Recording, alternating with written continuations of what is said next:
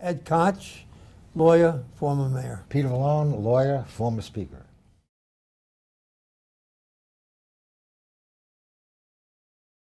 I've always been for public financing and was on the committee that created public financing in the federal government.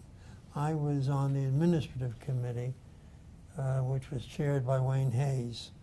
And I think it was in 1974 that my committee at that time in Congress came up with public financing for the presidential campaign.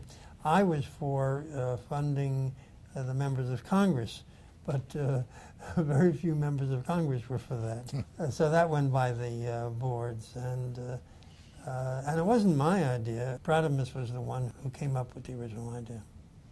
And conversely, in the city council, we had a long-serving city councilman by the name of Arthur Katzman, who was chairman of our ethics committee, who constantly put in this bill.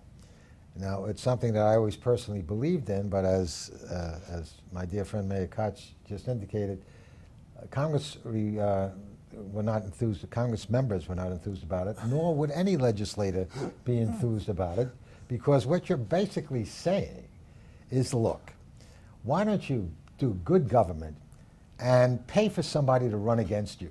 Right. That's basically what every legislator felt. So I had to convince them, and it was very hard to do, but with the mayor's support, it was miraculous. I had to get half of them to say, it's okay to have somebody run against me, I'll pay for it, for public money. And I said, look, I'll never forget, because there's one minority Congress member, Hispanic, who said, you know how many doorbells I pushed? Do you know how many years I spent trying to get people to understand that they wanted me for a council member, and you expect me to pay for somebody running? I says, yes, but understand something. I said, all you're going to be is on equal footing. He or she is going to have the same amount of money that you have. And if you're doing the right job, and if people like what you're doing, they will overwhelmingly reject you because you're on an even keel. But if a billionaire runs against you, it's a little bit different. And we want to keep it on a level playing field, because you're such a good council member that on a level playing field, you can't lose. And if you're not a good council member, I'll be the first one to get rid of you. And that was the kind of argument I had to use in order to get 18.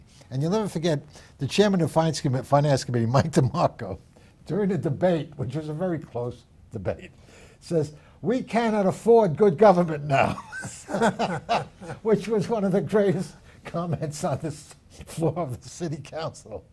And of course, my counter to that was, we cannot afford not to have good government now.